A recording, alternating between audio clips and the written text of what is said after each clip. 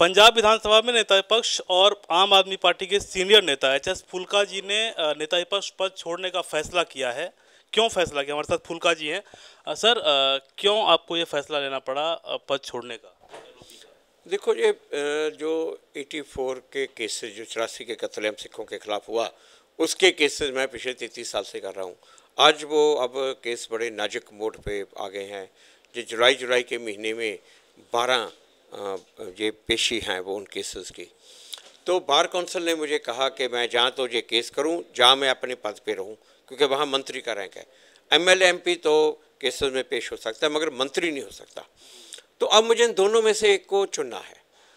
तो मैंने ये चुना कि जो मैं 33 साल से जिस काज को कर रहा हूँ, आज वो आखिर पे पहुँच गया, तो मुझे वही करना चाहिए, क्योंकि यहाँ पे एक और को मेरे बिना कर नहीं सकता। वहाँ पे लीडर ऑफ अपोजिशन तो बहुत और कॉम्पिटेंट लीडर बैठे हैं, वो भी कर लेंगे।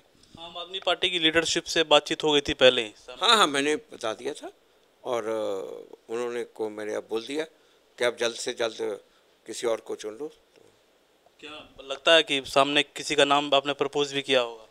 अब मैंने देखो वहाँ पे 2 प्रोमिनेंट लीडर्स हैं, कमर संधू और सुखपाल खैरा, और एक और हैं अमन रोड़ा। तो मैंने कहा इनमें से किसी को भी आप चुन सकते हो। आपने इस्तीफा दे दिया है या फिर देंगे अभी जाके? नहीं, जब वो जहाँ से पार्टी दूसरे लीडर को चुनेगी तो उस वक्त मैं इस्तीफा दूंगा। उन्होंने पार्टी को कहा है कि आप जल्दी कर लो, हफ्ते के बीच फैसला कर लो। एक और सवाल ये कि सिर्फ यही वजह थी कि 84 राइट से केस लड़ने हैं इसलिए इस्तीफा दिया, या कुछ और भी वजह थी जिसकी वजह से पार्टी में सब कुछ ठीक तो चल रहा है? देखो, मुझे जो अब सिचुएशन ऐसी आ गई कि मुझे चुनना पड़ रहा है। जहाँ तो मैं मंत्री पद पे लीडर ऑफ अपोजिशन पर रहूँ, जहाँ मैं ये केसेस करूँ, तो वो तो साफ सी बात है। तो मैंने ये चुना कि मैं तो ये केस करूँगा, क्योंकि मुझे मेरे लिए वो मंत्री पद और वो इतना ज़रूरी नहीं है जितने मेरे लिए ये केस जरूरी है। मतलब अभी हाल ही में आप चूंकि बने ही थे और ये भी काफ़ी ज़रूरी था आपके लिए, पंजाब में एक विपक्ष की भूमिका निभाने के लिए आप चेहरा के तौर पर थे। देखो, पहली बात तो उस वक्त ये नहीं मालूम था कि बार काउंसिल इजाज़त नहीं देगी। मैंने बार काउंसिल इजाज़त मांगी, उन्होंने दी नहीं। और दूसरी बात, वहाँ पे बहुत और लीडर अच्छे हैं, वहाँ पे तो कोई भी ये लीडर ऑफ अपोजिशन का काम कर सकता है। यहाँ पे जो 84 के केस में मेरे अलावा कोई कर नहीं सकता। ठीक है, थैंक यू।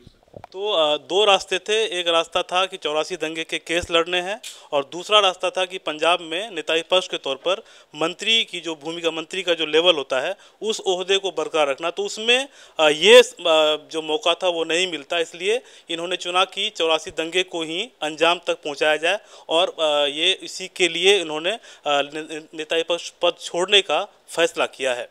दिल्ली से कैमरा पर्सन कपिल बेदी के साथ मैं विश्वजीत झा, टोटल न्यूज़ के लिए।